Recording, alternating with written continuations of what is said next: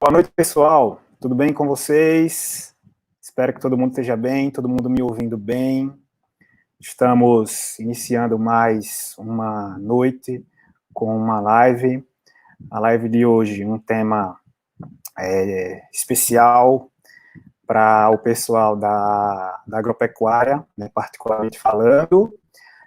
Mas eu, que não sou, né, da área da agropecuária, já me identifiquei com o tema, né, já desde ontem que converso com a nossa apresentadora de hoje aqui, e muito interessante. Eu confesso que eu me empolguei e eu não sei se eu vou conseguir aqui me concentrar hoje em ficar mediando os comentários, as perguntas e prestando atenção no que é que ela vai falar, porque o que ela vai trazer me interessou bastante, né? É um tema que foge completamente da minha área, tá? Deixa eu apresentar aqui para vocês a professora Carla Cordeiro. Carla, boa Boa noite, tudo bom? noite. Boa noite.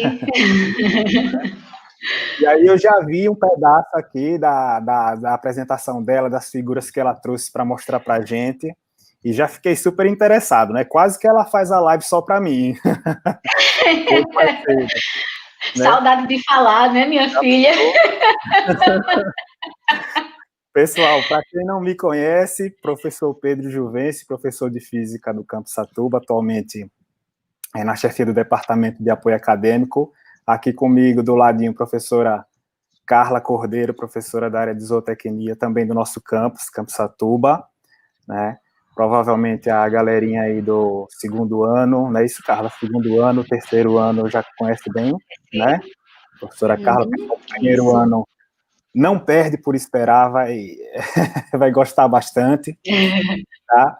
Já agradecendo a todo mundo que está aqui com a gente está chegando ao final do nosso ciclo de lives e encerrando, né, com esse tema gostoso que vai ser o de hoje, que é evolução da zootecnia, o homem, de caçador a criador.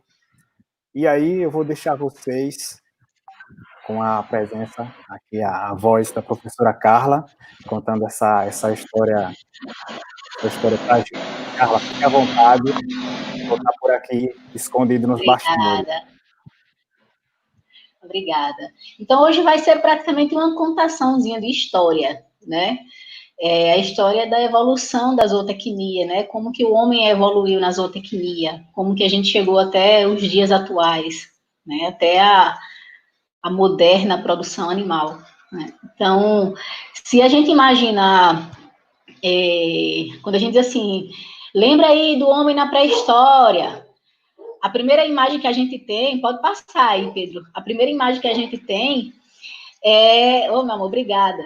A primeira imagem que a gente tem é do homem caçador, né? A gente associa logo a imagem do homem na pré-história com uma fogueira, fazendo um assado, fazendo alguma coisa aí, e quando, na verdade, a história vem muito antes disso. Nós éramos vegetarianos, né? Na verdade, nós somos onívoros, mas não tínhamos descoberto ainda a carne, né? O produto animal, de origem animal. Então, a gente se alimentava de raízes, se alimentava de frutas, de verduras. Lembrando que na época da pré-história não havia a técnica do cozimento e tudo mais.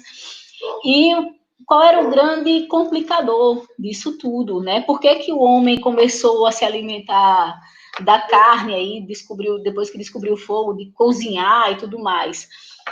Era necessário, quando o homem fazia consumo de frutas, raízes, legumes, verduras, ele precisava, por dia, mastigar 15 milhões de vezes para conseguir energia suficiente para manutenção vital. Então, ele praticamente ia ter que passar o dia inteiro mastigando, né? 15 milhões de mastigações por dia. E aí foi quando o homem começou a descobrir as fontes de proteína animal, a princípio de uma forma desproposital, né? As primeiras fontes de proteína animal que o homem começou a ingerir era a lagarta na salada, era o bichinho na fruta, né? Que eu costumo brincar na sala, o que é pior do que encontrar um bicho na goiaba? encontrar a metade dele, porque a outra você já comeu. Então, as primeiras introduções de proteína animal foram nesse sentido. Só que, em função da necessidade de energia, de disposição, o homem começou a introduzir em sua alimentação a proteína animal. E deu preferência a ela com o passar do tempo. Então, hoje a gente tem culturas que, até hoje, né, fazem consumo de insetos, né, de lagartos, de pequenos anfíbios, né? A gente sabe disso, que existe a cultura na China, por exemplo, na Tailândia. E aí o homem começou a buscar mais proteína. E aí ele ia atrás lá. Põe aí, Pedro, próximo. E aí ele ia atrás aí da lebre, ele ia atrás do peixe, ele ia atrás, começou a ir atrás de animais maiores para poder não ter que ir fazendo a caça diariamente, e aí caçava animais maiores, né? Desenvolveu lá a técnica da lança, né? Para facilitar a caça, para poder facilitar o corte da carne. Isso daí auxiliou na mastigação, né? Se vocês observarem, a nossa arcada dentária, a arcada dentária de todo o animal, ele fala do nosso hábito alimentar, né? Galinha não mastiga, por quê? A galinha não tem dente. Nós somos onívoros, então algumas pessoas têm ainda os caninos aqui apontadinhos. Os animais carnívoros, né? Se a gente for olhar aí o leão, o próprio cachorro e o gato dentro de casa, eles têm os caninos bem apontados, porque eles são carnívoros, e aí o canino ele tem a função de rasgar a carne. E o consumo animal e a forma de se mastigar, que inclusive hoje nós observamos, moldou a nossa arcada dentária, né? O consumo de carne foi extremamente fundamental para o desenvolvimento do nosso cérebro. A mastigação, ela provocou alterações no formato do crânio, da boca, né? E nos induziu ao melhoramento da fala. Então, a carne, ela tem uma grande importância aí na história da nossa evolução, na nossa transformação, no desenvolvimento do nosso cérebro. E aí, o homem... pode passar, Pedro. O homem deixou, né? Ele se deparou com a cabra. A gente tem as pinturas rupestres que mostram esse vínculo aí do homem com o animal. E ele, de repente, se deparou com o caprino. O caprino foi o primeiro ruminante doméstico, o primeiro animal a ser domesticado aí para a produção animal. Então, o que é que tinha o caprino ali de especial? Por que foi o caprino o primeiro animal doméstico, né, para a produção? Então, o caprino, se a gente for analisar, o caprino ele pode nos fornecer o leite, pode nos fornecer a carne, né? Pode nos fornecer a pele para abrigar mesmo do frio. E aí ele descobriu que o animal também podia servir de companhia, era um animal dócil que se mantinha ali próximo e começou a criar o caprino, né? Então, isso daí fez o homem desenvolver a arte de criar. Pode passar aí, Pedro. Pedro? Aí. E aí o homem descobriu o caprino. Quem nunca viu um pé de cabra, tá aí, o pé de cabra. Qual foi o grande fator complicador da criação de caprinos? Os caprinos são ótimos de convívio, são ótimos de produção, são ótimos de rusticidade, de adaptação ao meio. Só que se a gente remeter ao passado, os homens eram nômades. Então, os caprinos, eles têm uma peculiaridade diferente dos ruminantes de produção, bovino, ovino, que ele tem total mobilidade de labial e de língua. Então, o caprino, ele consegue, ele resiste mais a essas dificuldades, ele resiste mais à seca, porque ele consegue extrair o alimento o mais baixo possível, ele consegue arrancar do solo, né? Coisa que o bovino precisa de 5 centímetros para poder conseguir ali enrolar a língua e puxar o capim. O ovino, ele só tem a mobilidade no lado superior, então, no lado inferior. Então, assim, é mais difícil. E o caprino não, ele tem total mobilidade de lábios, línguas, tem o dente ali para poder auxiliar. Então, o que acontece? No que os homens deixaram de poder migrar de uma área para outra, né? Hoje a gente não pode mais, a minha área aqui está ruim, eu vou ali para aquela do lado, não pode porque tem um vizinho, tem um dono. Então, no que os homens não podiam mais migrar de uma área para outra com tanta facilidade,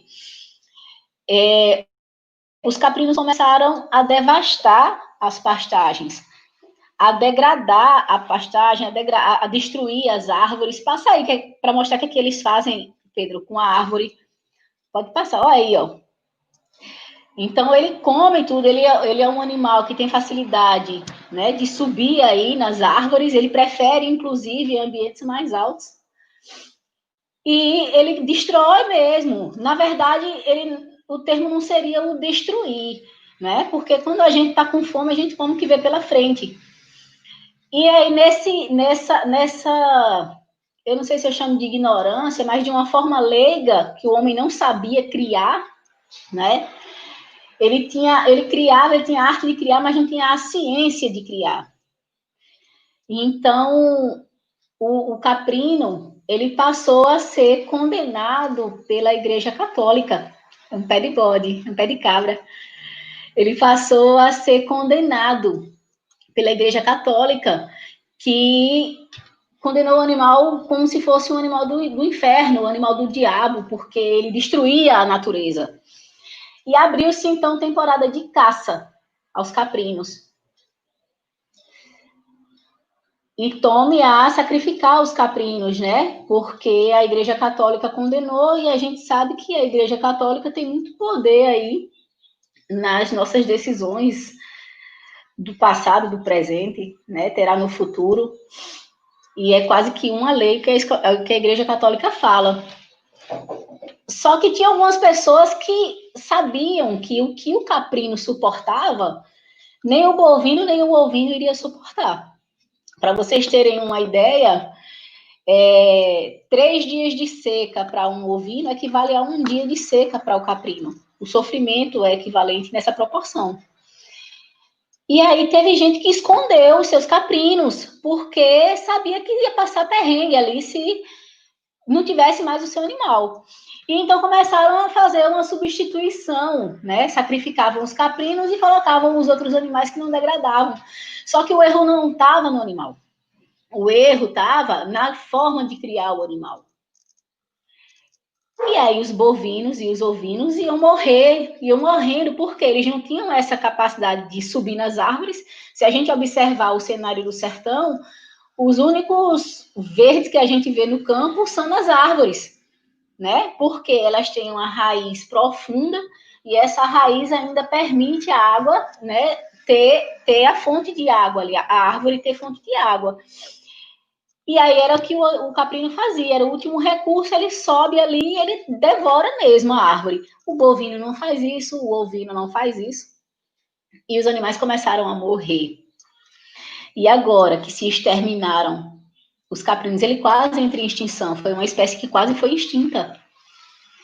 E começaram a pedir arrego, né? Então quem tinha escondido começou a trazer aqui os animais, emprestava para aqui para um, para outro, para reproduzir. E a salvação da pecuária, né, não foi da lavoura, a salvação da pecuária, da caprinocultura, foram essas pessoas que tinham consciência da importância, né, dessa rusticidade aí do caprino. Então, passa aí, Pedro. Por favor. Olha só, tá vendo? O cenário é esse aí, né? No sertão, quem não faz um bom preparo aí no período das águas, quando chega no período seco, se depara com essa situação. É muito comum a gente ver ossada de bovino, ovino, é mais comum do que você vê de caprino. Então, onde é que está o erro? O homem precisou se redescobrir, né? E aí é que veio a ciência da arte de criar, o homem dominou aí, evoluiu para a arte, a ciência de criar, né? Pode passar aí, Pedro.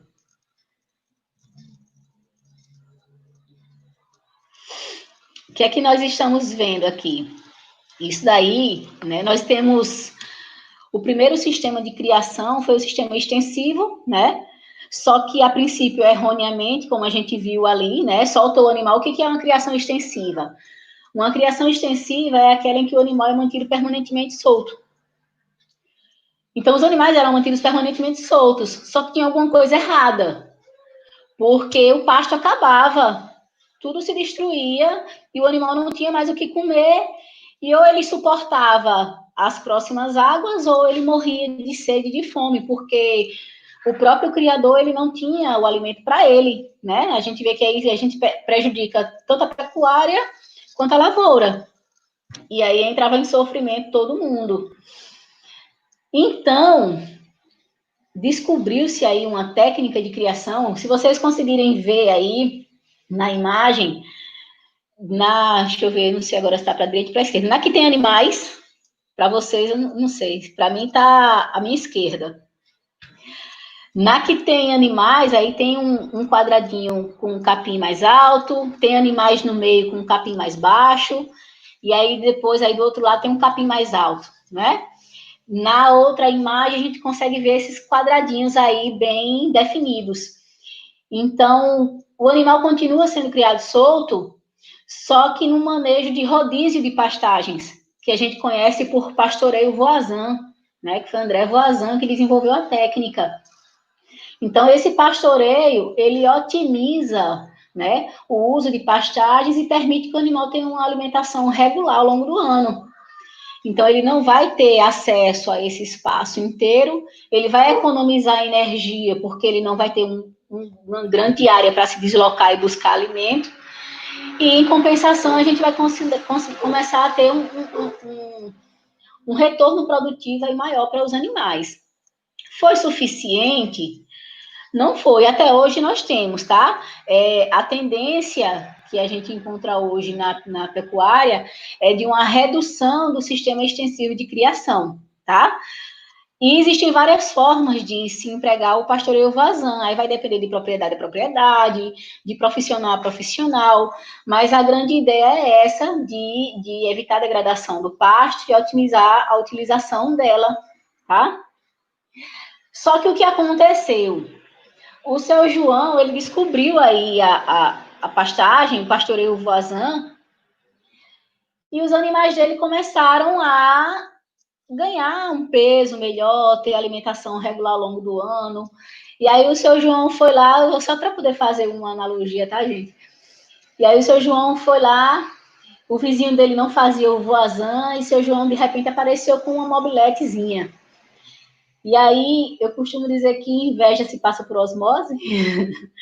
O vizinho dele pegou inveja aí por osmose, porque queria uma mobiletezinha também, e foi lá tomar um café com o seu João, para saber, poxa, como é que o cara conseguiu aí, né? Porque a gente vive na mesma situação, e o cara tá melhorando de vida. Então, o vizinho foi lá no seu João, copiou o modelo, e comprou também a mobiletezinha dele. Só que o João vaidoso, né? Ele disse, não, peraí, que eu preciso melhorar aqui, porque a concorrência, né? Se vocês observarem, tudo gira em torno da concorrência. A concorrência aqui está encostando. E aí ele percebeu a necessidade de trazer alguns animais para próximo dele. Por exemplo, fêmeas, né? Que estivessem gestantes, próximo do parto. Pode passar aí a imagem, Pedro, para poder a gente mostrar aí o caprino pastejando, né? Não necessariamente acaba o pasto. Hoje, quem deixa um pasto degradar é porque não sabe produzir. Então, ainda que você não consiga manter a preservação do pasto por uma questão de seca, você consegue estocar aí esse capim no período seco, sem necessariamente degradar a pastagem. Pode mostrar outra aí. Então, tem diversos tipos de gramíneas, de forragens que os animais podem se alimentar. Então, a alimentação animal ela deve ser regular ao longo do ano, até porque um dos princípios do bem-estar animal é não permitir que o animal tenha fome nem sede, certo? Então, isso aí também é uma prática zootécnica que é necessária, tá? O bom zootecnista, ele precisa se preocupar com o bem-estar animal. Até, inclusive, em questão de sombreamento, como a gente viu aí uma área aberta, né? A gente tem várias estratégias para sombreamento, porque o conforto animal, ele vai interferir diretamente na produção. Pode passar aí, Pedro, por favor. Então, o que aconteceu com o seu João? O vizinho começou a encostar ali no seu João, seu João ficou com medo da concorrência e ele resolveu aproximar alguns animais. A princípio eram as fêmeas gestantes, né? E ele observou o quê? Que quando ele podia acompanhar ali as crias, os índices de mortalidade eram menores. E o principal objetivo da produção animal é o produto, né? Para que a gente possa comercializar e ter lucro.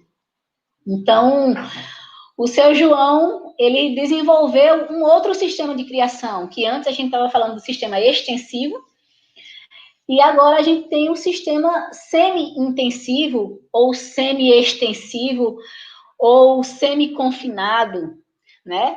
Geralmente a gente tem essa criação semi-intensiva na ovinocaprinocultura, muito embora também a gente tenha o sistema intensivo, já hoje eu vou mostrar para vocês também mais para frente um pouquinho. A avicultura caipira é um sistema semi-intensivo, inclusive o que a gente utiliza aqui na escola, pode mostrar aí a próxima, eu acho que a próxima já é minhas galinhazinhas aí. Isso. Então, a avicultura caipira tem por obrigatoriedade o pastejo, né? Os animais precisam pastejar, e a gente consegue ter um controle maior sobre a produção animal. Então, por quê? Quando ele começa a conseguir observar e controlar algumas situações que acontecem, como, por exemplo, um problema no momento do parto, quando ele consegue abrigar um filhote que é mais predisposto a pneumonias, né? Tá mais sensível às intempéries, e ele consegue aumentar a produção animal e diminuir o índice de mortalidade, ele começa também a ter mais lucros. E aí o vizinho do seu João viu que o seu João comprou ali uma caminhonete, né? Aí ele comprou uma caminhonete lá, né? Saiu da mobiletezinha, comprou uma caminhonete e o vizinho, que agora eu vou lá tomar um café com ele. Foi tomar um café com o seu João. E seu João bocudo falou lá qual era o segredo dele, foi mostrar a criação. E o vizinho viu que dava resultado, porque assim, né? Tá dando certo, porque o homem já trocou de veículo. Aí o vizinho do seu João começou a copiar também o modelo semi-extensivo de criação. Seu João não gostou, vaidoso também, do jeito que é, melhorou ainda mais. Que foi que seu João atentou? Pode passar aí, Pedro. Seu João atentou que se, observando os animais em uma fase só da criação, ele conseguia melhorar a sua produção e diminuir a mortalidade. Imagine se ele criasse todos os animais debaixo dos olhos dele. Como será que seria isso?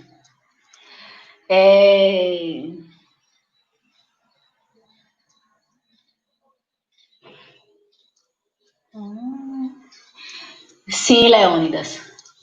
Depois eu respondo, pode ser, minha gente? Dá um ok aí para mim, Morgana, no chat, que aí depois a gente responde, né? Pronto. Então, o seu João foi fazer o teste lá, como é que faz agora, se eu pego meus animais e eu coloco todos aqui debaixo dos meus olhos.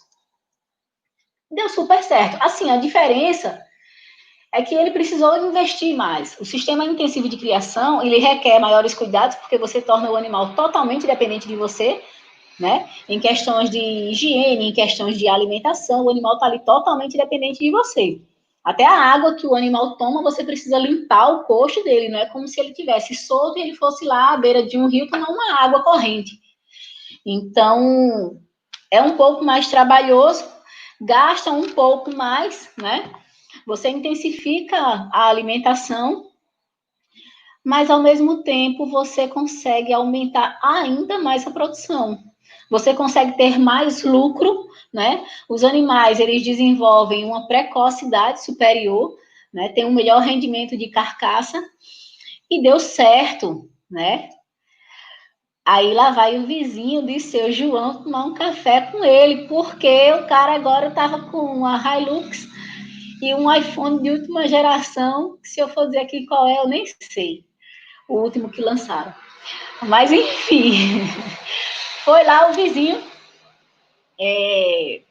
tomar o cafezinho com o seu João orgulhoso da produção dele, foi mostrar a produção e pode passar aí, Pedro, outra imagem. Isso aí é um trator, vocês terem ideia do tamanho dessa produção aí, dessa criação. Essa é uma criação de suínos, né? A gente viu de ovinos, que eu disse que também tinha criação intensiva, né? Em confinamento, tem bovinos em confinamento. Hoje, a criação intensiva, né? Em confinamento, ela tende a aumentar cada dia mais, enquanto a extensiva tende a diminuir. E aí a gente tem a criação de suínos. Então, a criação intensiva, ela basicamente consiste em você manter o animal debaixo de teto e em cima de piso. Basicamente é isso. Foi como começou lá com o seu João, e o seu João começou a observar também essas necessidades de higiene, de controle sanitário, né, que a falta desses cuidados interferem na saúde animal, na mortalidade. O perigo da criação intensiva é que se o cara descuidar dos animais, ele vai perder tudinho aí, né?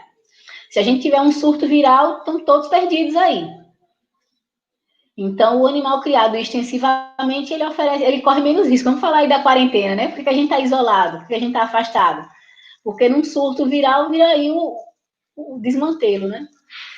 Então, o vizinho do seu João copiou lá, e seu João vaidoso demais.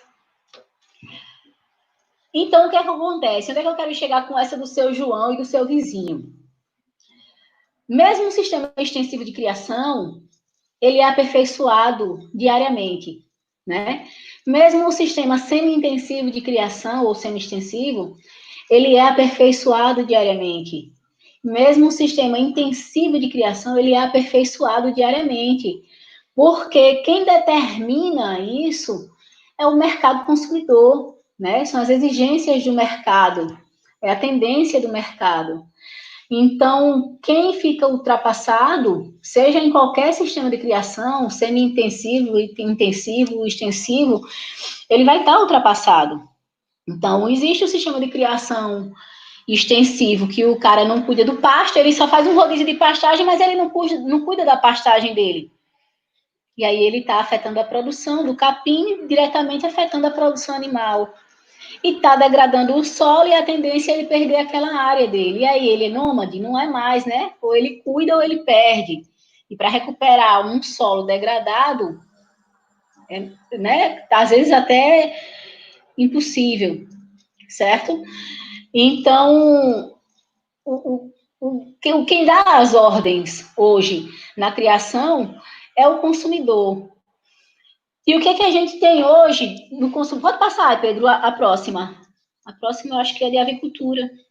Isso, a gente tem aí na imagem em cima os pintinhos e na imagem embaixo os frangos já adultos, né? Que são frangos de corte criados em galpão. Então, mesmo no sistema intensivo, aí a gente tem um modelo padrão nosso aqui de Nordeste, com cortinas, com aspersores, ventiladores. E se a gente for lá para o sul, a gente tem o sistema Dark House, a gente tem programas de luz, a gente tem... Então, a genética muda o tempo todo, né? O homem precisa organizar aí as ideias do que é que dá certo, do animal que se encaixa em determinado ambiente, do alimento que se ajusta melhor fisiologicamente para o animal. E isso é zootecnia, né? E a grande preocupação hoje, porque Hoje tá até difícil, né? O bem-estar animal, ele é prática primordial dentro da zootecnia.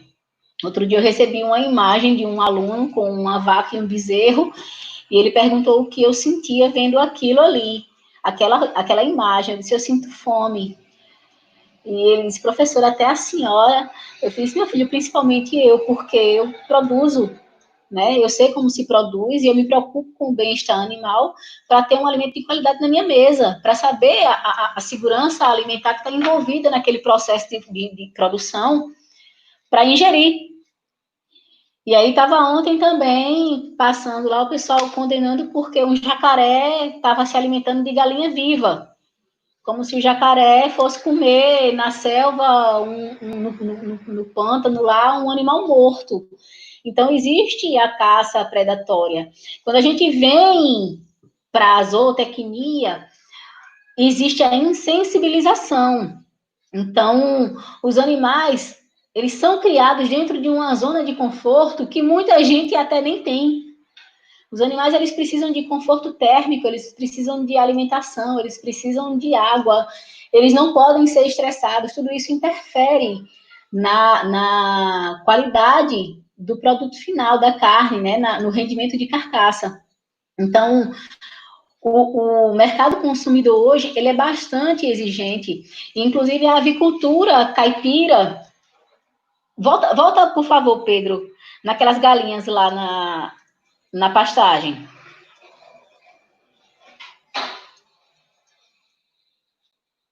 Aí. Então, o que acontece? Aqui na escola, a gente desenvolveu o pastoreio voazão para as aves caipiras, para otimizar o consumo de pasto. Porque como é a criação de ave caipira? É uma criação semi-intensiva, né, que os animais têm um local para se abrigar à noite, então por isso que ela não é extensiva na sua totalidade.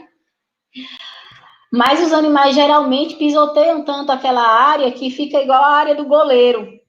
Não tem capim, não tem grama, não tem nada. Então, até para a avicultura, hoje a gente está preocupando com essa questão do mercado consumidor que demanda hoje, boa noite, que demanda hoje que a gente atente esse olhar para o bem-estar animal. Então, aqui na escola a gente desenvolveu o pastoreio voazã para as aves caipiras, que em outras metodologias que eu vim ver depois que a gente desenvolveu aqui na escola, eles fazem um consórcio de bovino com as galinhas, mas as galinhas ainda assim elas ficam dentro de umas gaiolas, dentro do pasto, né? E aqui não, aqui a gente desenvolveu o pastoreio voazã para as galinhas mesmo. Ela tem 4 piquetes que a gente faz, né, uso alternado para manter a alimentação constante e regular, e a gente teve resultados maravilhosos aqui na escola, de aumento no tamanho dos ovos, cascas, né, a casca do ovo rígida, a gema bem amarelinha, os ovos bem consistentes, né, gema clara. Então, tivemos um resultado muito positivo. E aí, o grande segredo da zootecnia, hoje, é não parar, né? O grande segredo do mundo é se manter em movimento, é não parar. Passa mais lá, Pedro.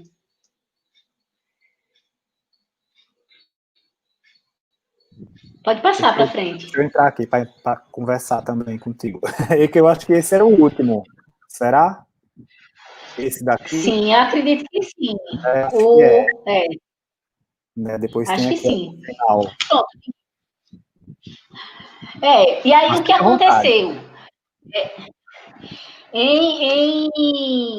O curso de zootecnia, praticamente, ele, assim, a produção na zootecnia, ela praticamente teve início em 1848, na França, né? Foram os primeiros ensaios ali do que seria uma zootecnia.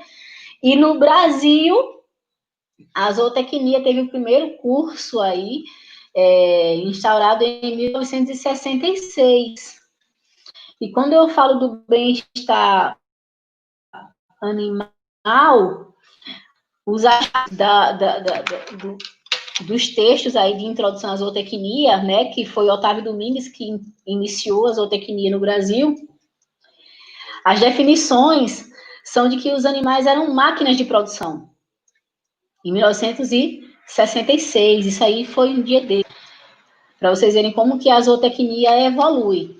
Em 1964, foi lançado um livro chamado Animal Machine, de, acho que é Ruth Harrison.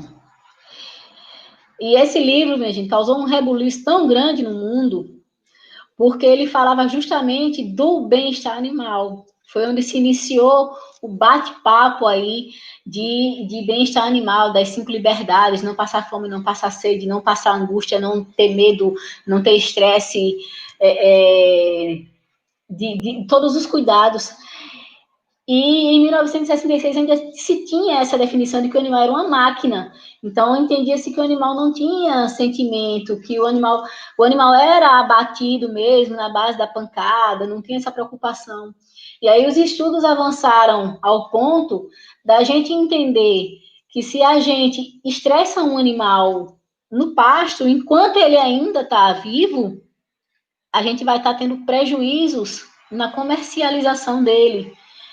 Então, o homem, ele começou a desenvolver os estudos. A gente sabe hoje que se levar um animal para o abate na base da pancada, o animal desenvolve, né, hormônios de estresse, de medo, de ansiedade, que acaba afetando nas características organolépticas da carne. A carne fica dura, a carne fica escura, até a questão do bater no animal, do furar o animal. Hoje não tem mais isso. Quem é que quer comprar uma bolsa de couro rasgada? Então, hoje, o produtor ele quer ter aproveitamento praticamente total daquele animal. E aí é onde entram essas questões hoje que estão muito em discussão, de como é que você come um animal, como é que você cria um animal para poder matar. Ah, gente, solta o bichinho. E se solta, como é que o animal cria? Porque a gente cria ele muito melhor ali dentro, né? E a gente cria realmente para o consumo, porque nós fazemos parte da cadeia alimentar. Eu nunca vi leão comer alface. Mas, enfim, né?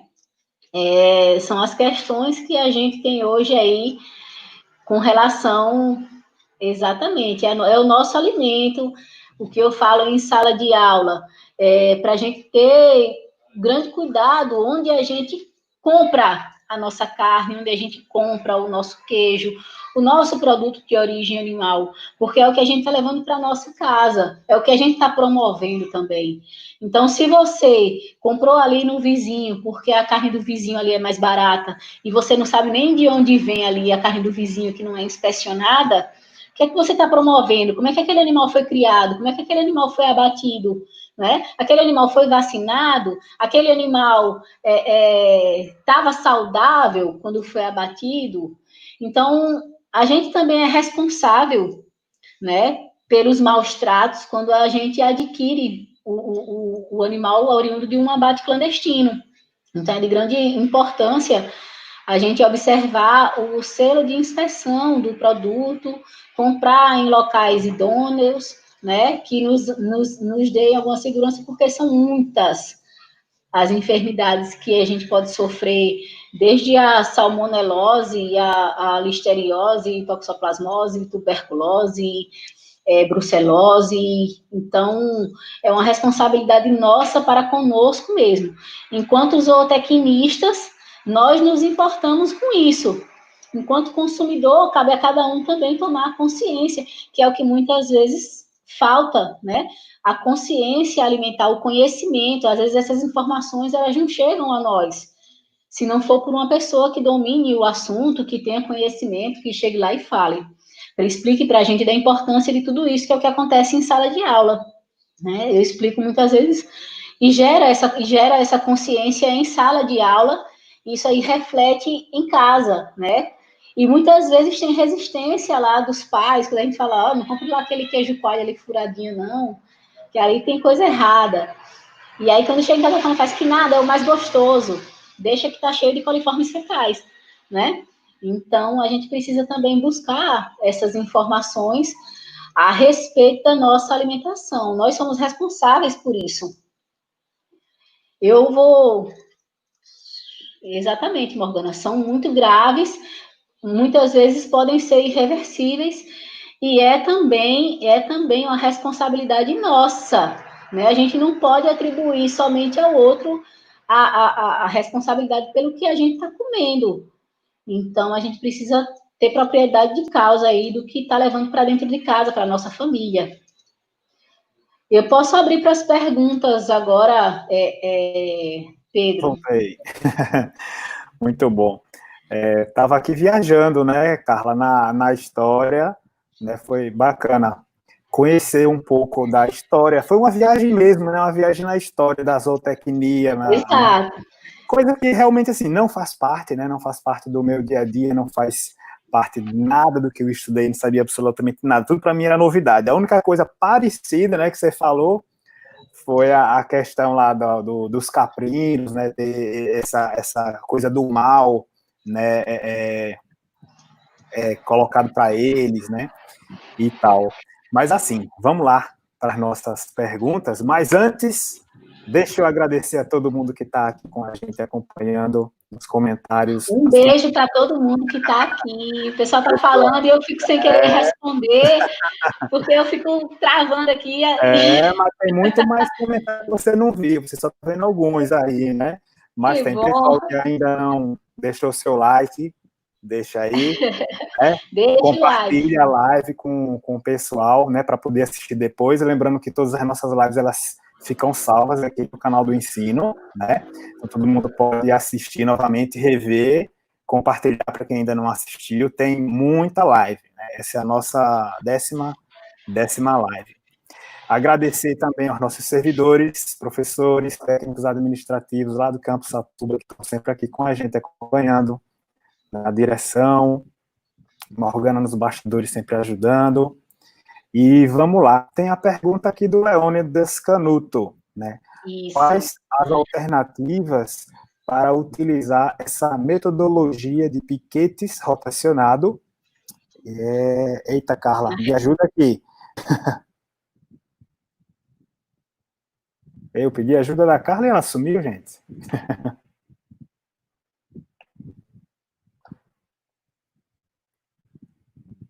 Carla, volta nem que seja pelo celular, Carla.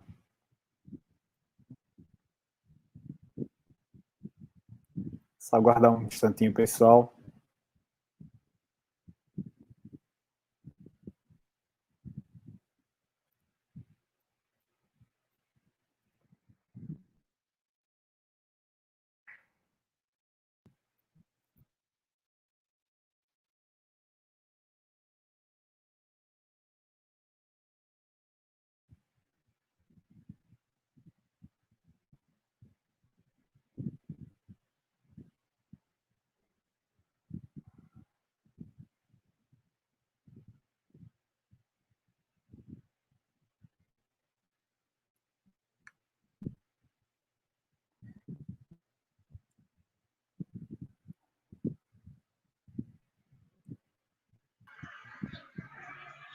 Voltou. Voltei? Voltou. Voltou. Maravilha. Eu estava pedindo sua ajuda e você me deixou sozinho aqui, ó. Eita, mano. Mas vamos lá. Para você responder. Eu já ia te fazer pergunta, mulher. Obrigada, meu Deus. Mas tu estás conseguindo ver aqui a pergunta de Leônidas? Consigo sim. Consegue? Leônidas foi aluno nosso, viu? Foi aluno nosso, filho meu. Beijo, Leônidas. A pergunta era, né, quais as alternativas para utilizar essa metodologia de piquetes rotacionado, na região, né? Semiárida. Semiárida. Então, existem várias estratégias, né? Hoje em dia, como eu falei, quando o cidadão ele realmente não consegue ali no período seco manter aquela pastagem na área, né? Ele antes disso ele tem que fazer o planejamento de conservação de forragem. Então, às vezes ele não dispõe da técnica de irrigação, a área é muito grande, ele não tem um açude, não tem um rio próximo, então ele precisa fazer um planejamento nutricional, alimentar, né, de conservação de forragens, para que aquele alimento ele seja disponibilizado regularmente ao longo do ano. Então, por isso que a gente desenvolve também, a zootecnia também desenvolveu as técnicas de conservação de pastagens. Então, o ideal é a gente ter uma área de capineira, né, que é aquele capim de corte, ou o capim que a gente faz lá, o feno. Se a gente for olhar lá, aqueles filmes lá do Texas, geralmente tem aqueles quadradão lá de capim, aquilo ali é o feno, para quem não tem o conhecimento, né? Então, ou a gente faz a silagem, ou a gente faz o feno, com cálculo também de consumo por unidade animal, para poder a gente saber o quanto que aquele animal vai precisar naquele período de seca, de falta de alimento no pasto, né? E hoje também tem técnicas, eu fui, inclusive, recentemente em Olho d'Água das Flores, e eles fazem, inclusive com a pastagem nativa, o trabalho lá de manuseio, de pastoreio voazã, de reutilizar, de inclusive aproveitar a jurema, que muita gente pega lá a jurema, e porque a jurema tem muito espinho, e porque o animal se fura, e porque o animal não come, e só fica ali ocupando espaço. Usa tecnologia de sombreamento, vai deixando lá a copa, fazendo as podas e deixando a copa, porque o sombreamento na produção animal hoje ele interfere muito no ganho de peso do animal. Então, são questões de estratégia, Leônidas, que vai depender muito da disponibilidade que o produtor tem em pasto, né? E da disposição dele. O que ele pode dispor ali para poder fazer uma silagem? Ele pode plantar uma macaxeira, fazer uma silagem de macaxeira, ele pode plantar uma cana, fazer uma silagem de cana, plantar milho, e aí ele vai ter que entender que se realmente ele não consegue manter o pasto no período seco, ele tem que lançar a mão dessa estratégia aí de conservação das pastagens, porque o que a gente faz, geralmente, o que a gente percebe é o animal fazendo o efeito sanfona. Então, não é ideal, num momento crítico, que você não tenha mesmo como produzir, você manter o seu animal ali naquele score de produção, né? A gente chama de alimentação de mantença, de manutenção. Porque quando você chegar num momento propício de produção, o animal vai daqui para produzir. Se você deixa o seu animal definhar, quando você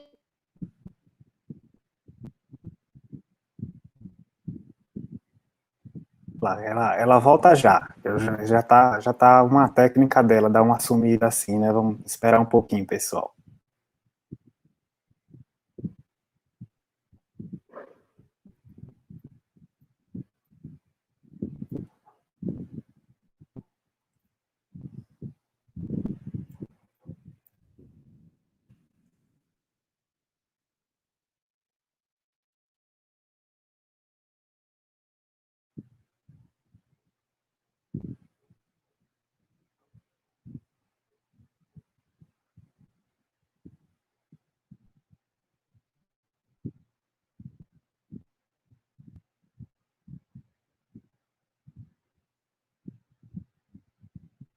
tá melhor? Olha ela aí, voltando. Tá melhor? Voltou. Maravilha. Vou aqui do celular. Perfeito. Acho Perfeito. que Você eu estava ver. pergunta, né? Quando chove. É a chuva. Ó, tem uma outra pergunta Então o aqui. que acontece? Pode concluir. Deixa eu só terminar de explicar isso aí, Pedro. Quando a gente deixa o animal definhar, na oportunidade que a gente tem de produzir, que é quando a gente começa a ter produção de pasto, o animal tem alimento, a gente vai ter que primeiro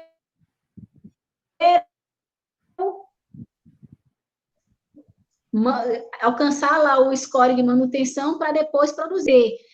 A gente vai estar sempre assando e comendo. Então, o ideal é ter esse planejamento estratégico aí para que o animal, pelo menos, ele se mantenha, né, em estado de manutenção. Pode mandar aí. Joia. Ó, deixa eu dar uma sugestão. O teu áudio às vezes corta um pouquinho. Vamos fazer o teste de desligar o teu vídeo para ficar só o áudio?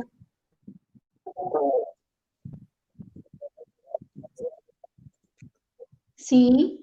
Pronto, pronto, acho Vê que dá aí, para ficou te ouvir bom? melhor. e daqui a pouco você aparece de novo, só, né, só para não cortar o áudio, que teu áudio ficou cortando um pouquinho.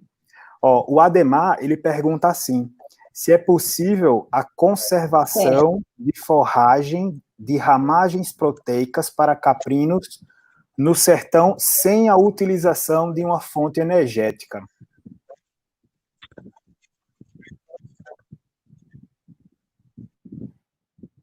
Não. Tá voltando. Olha ela aqui, agora sim. Eu escutar essa pergunta. Ademar, né? Pergunta de Ademar. Aham. Foi. Não Se é é isso? possível a conservação de forragem de ramagens proteicas para caprino no sertão, sem a utilização de uma fonte energética. Para ela ser uma fonte energética. Se a gente observar as. Cadê a pergunta? Põe aqui para mim, Pedro. Põe sim, deixa eu copiar aqui, Carla. Não estou conseguindo E ver. aqui, ó, acabei de enviar. Ver se apareceu aí para você. Apareceu. De ramagens proteicas. Então, o até mais fácil, né, é o proteico, que a gente está falando de leguminosa.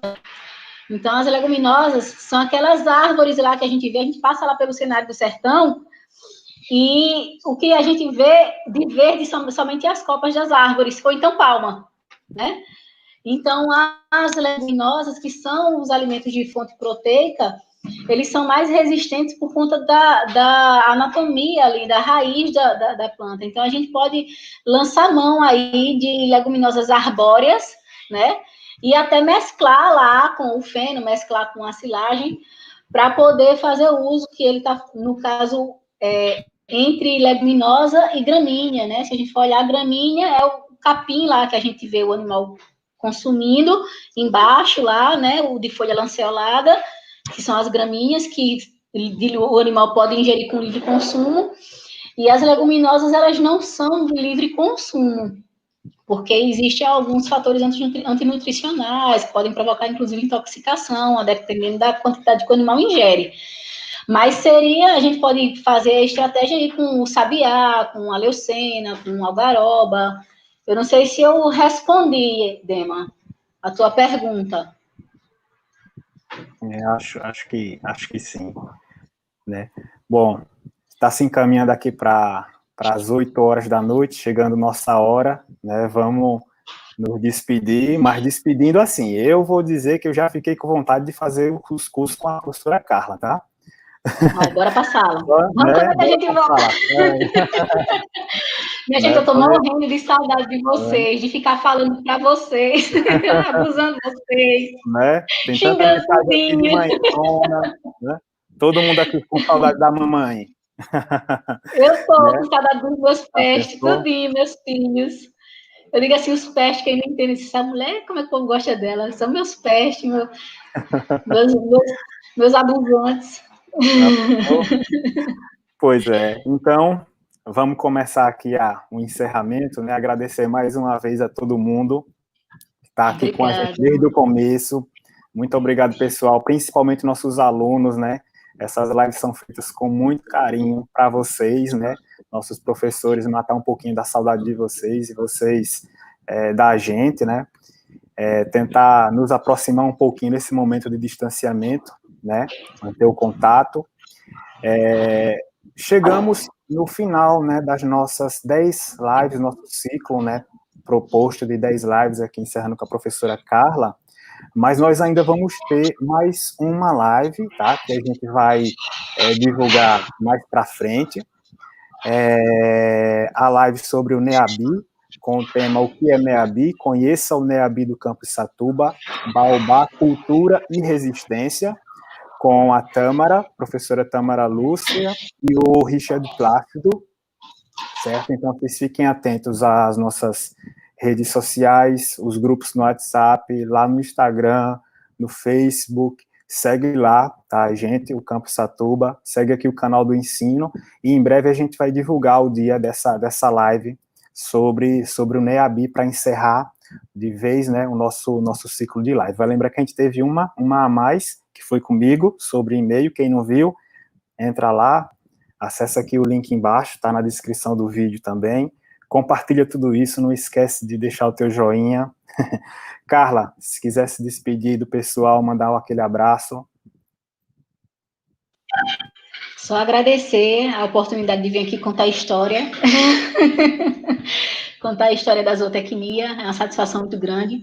Estão pedindo aqui, ó, palestra de Solon, Leônidas está pedindo. Gente, obrigada, né, pelos elogios, pelos agradecimentos, pelo carinho que vocês têm.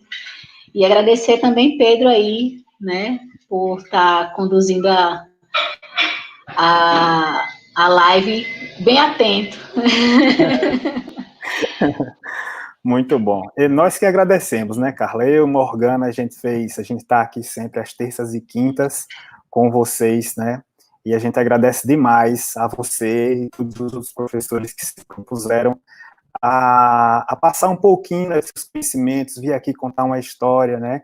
Trazer esse abraço virtual para a gente. Morgana, tu queres aparecer?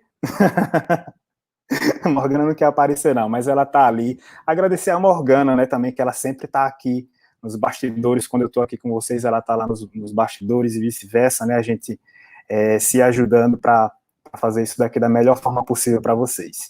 E aí eu só tenho a agradecer demais. Foi muito bom todo esse momento que a gente passou aqui com vocês. Vamos aguardar mais a nossa última live com o NEABI, fiquem espertos. E por hoje, pessoal, é só. Fiquem na paz, fiquem bem, se cuidem e até a próxima. Beijão.